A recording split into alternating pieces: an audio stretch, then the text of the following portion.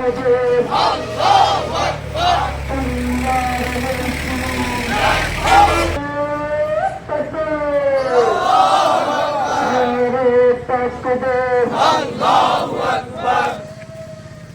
ফাঁসি ফাঁসি চাই। তার প্রেক্ষিতে পরের দিন সকাল 11টায় মোহনপুরের বনপাড়া ব্রিজে হাজার হাজার যুবক একত্রিত হয়ে সড়ক অবরোধ করে। সড়ক অবরোধের 2 ঘন্টার মাথায় জেলা প্রশাসক মহোদয়, অতিরিক্ত জেলা প্রশাসক এবং সদর থানার ওসি মতিউর রহমানকে ঘটনাস্থলে পাঠিয়ে দেন। ঘটনাস্থলে যখন পরিস্থিতি নিয়ন্ত্রণের বাইরে এসে দেখে বিক্ষুব্ধ জনতা সবুজ দাসের বাড়িতে আগুন লাগিয়ে দেওয়ার জন্য উদ্বুদ্ধ হয়ে গেছে, এই মুহূর্তে তারা পরিস্থিতি সামাল দিতে আমাদেরকে থুতু দিয়ে চেরা ভেজানোর মতো সান্ত্বনা দেয়, বলে যে আমরা তাকে গ্রেফতার করব, আমাদের যত প্রযুক্তি আছে সব প্রযুক্তি ব্যবহার করে তাকে গ্রেফতার করার চেষ্টা করছি। এক পর্যায়ে জেলা প্রশাসক মহোদয়, অতিরিক্ত জেলা প্রশাসক মহোদয় বললেন যে আমাদের সন্দেহ হচ্ছে সে মনে হয় ইন্ডিয়াতে পালিয়ে গেছে, এজন্য তাকে ধরা যাচ্ছে না। আমি এর 1 ঘন্টা আগে বিজিবির সিএসআর এর সঙ্গে কথা বলেছি এবং হোয়াটসঅ্যাপে তার ছবি দিয়েছি। বিজিবির সিও মহোদয় একজন ইসলাম প্রেমী মানুষ, তিনি এই ছবি পাওয়ার পরে তার সীমান্ত এলাকায় রেড অ্যালার্ট জারি করে দিয়েছেন যাতে করে সবুজ দাস কোনোভাবে ভারতে পালাতে না পারে। তারপরেও কেন পুলিশ বলছে তার ভারতে পালিয়ে যাওয়ার সম্ভাবনা রয়েছে?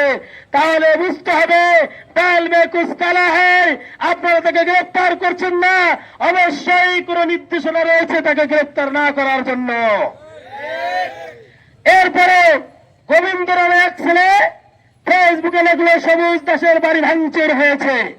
আমরা মোহনপুরের সমাবেশ শেষ করে জেলা প্রশাসক, অতিরিক্ত জেলা প্রশাসক, পুলিশের একটি বহর, এনএসআই এর সদস্য, ডিজিএফ এর সদস্য সহ আমরা সবুজ দাসের বাড়িতে গেলাম বনতরায়।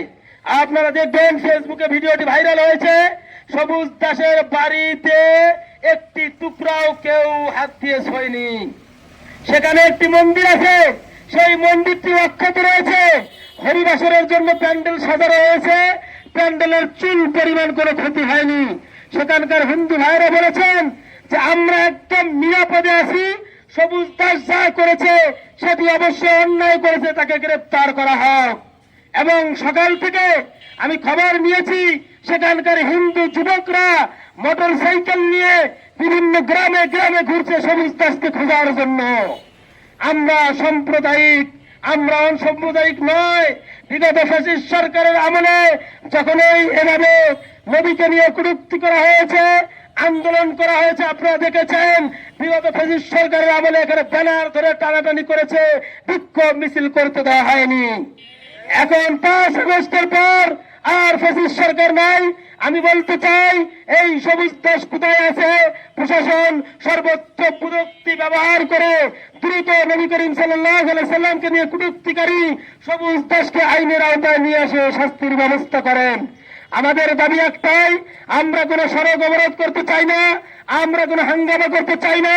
আমাদের নবীকে নিয়ে যে কুলাঙ্গার কটূক্তি করেছে সবুজ দাস, তাকে আইনের আওতায় এনে সর্বোচ্চ শাস্তি প্রদান করা হোক।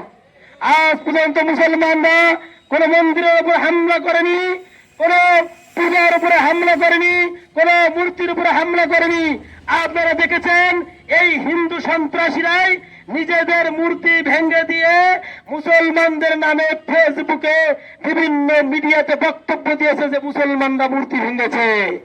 পরে প্রমাণ হয়ে গিয়েছে যে এই হিন্দুরাই নিজেরাই এই ঘটনা ঘটিয়ে মুসলমানদের উপরে দোষ চাপিয়েছে। আমি এর তীব্র নিন্দা প্রতিবাদ জানাই। আজকের এই বিক্ষোভ সমাবেশে বিভিন্ন মসজিদ থেকে মুসলিম ভাইরা অংশগ্রহণ করবেন। আমরা বেশিক্ষণ বিক্ষোভ করব না, আপনারা সকলেই ঈদের আনন্দ নিয়ে ব্যস্ত।